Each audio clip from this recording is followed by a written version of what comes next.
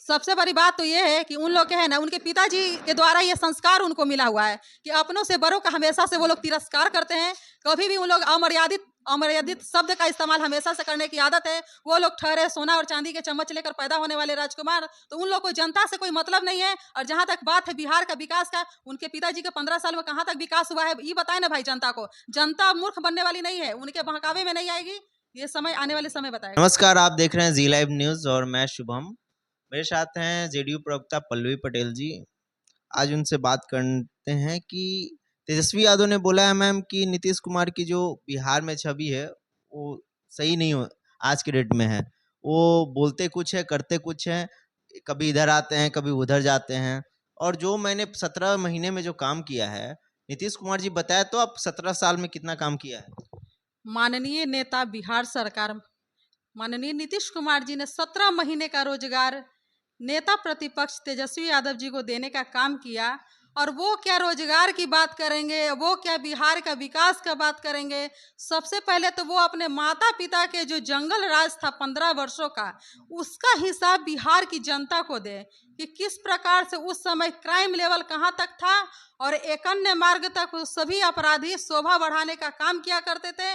और बिहार का क्या हालात था, बिजली का क्या व्यवस्था थी और अब क्या व्यवस्था है, उस समय पानी का क्या व्यवस्था थी और अभी क्या व्यवस्था है, कितना उस समय स्कूल और कॉलेज चलता था, उस समय कितना बेटियां पढ़ती थी। 50% के बराबर भी बालकों का बेटियां पढ़ती नहीं थी। और अभी आप देख लीजिए कि कितना बेटियां पढ़ लिख कर आगे बढ़ी है, IAS IPS बन रही है और इंजीनियर बन रही है। कितने यूनिवर्सिटी खुले हैं, बिजली का क्या स्थिति है। तो अब हम यही कहना चाहेंगे कि आप लोग पिछले लोकसभा चुनाव के तरह इस बार भी शून्य पर खाता भी नहीं खुलेगा, शून्य पर आउट हो जाइएगा। बिहार में जनता जागरूक है और आपकी गलत नीतियों को जानती है। वो पिछले 15 वर्ष का इतिहास को नहीं भूली है। इसका आने वाले समय में जनता जवाब देगी। अभी तो 2 ही चरण का चुनाव हुआ है, इतना अभी से बौखलाहट होने का कोई जरूरत नहीं है। अभी 5 चरण का चुनाव अभी बाकी है और आगे आगे देखिए क्या होता है।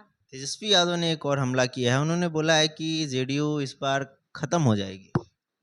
अरे खत्म तो ये लोग खुद परिवारवाद की राजनीति करने वाले लोग खत्म है।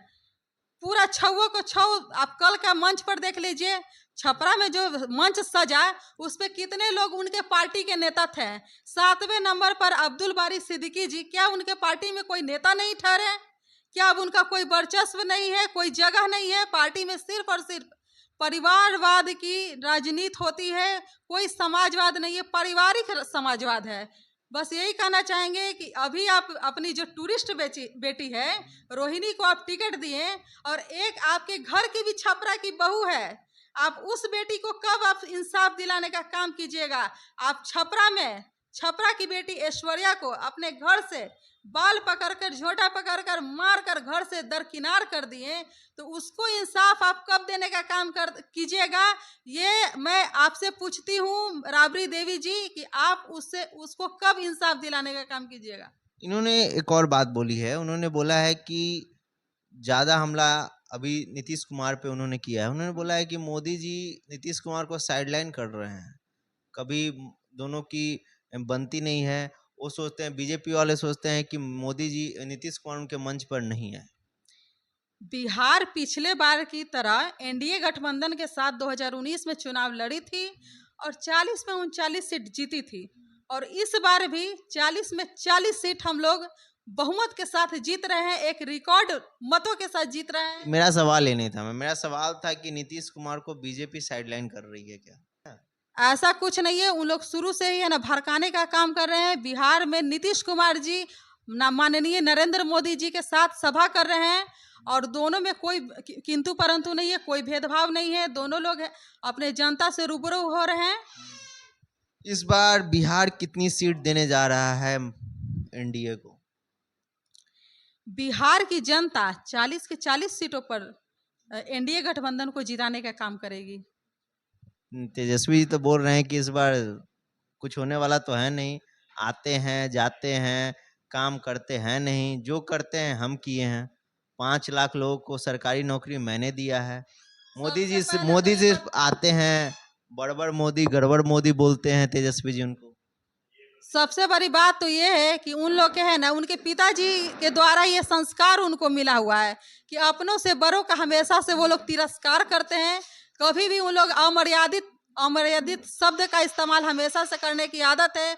वो लोग ठहरे सोना और चांदी के चम्मच लेकर पैदा होने वाले राजकुमार, तो उन लोग को जनता से कोई मतलब नहीं है। और जहाँ तक बात है बिहार का विकास का, उनके पिताजी के 15 साल में कहाँ तक विकास हुआ है, ये बताए ना भाई जनता को। जनता मूर्ख बनने वाली नहीं है, उनके बहकावे में नहीं आएगी। ये समय आने वाले समय बताएगा। ये थी हमारे साथ पल्लवी पटेल जी, उन्होंने बोला कि आने वाला समय बताएगा जनता किसके साथ है। आप देखते रहें जी लाइव न्यूज़। नमस्कार।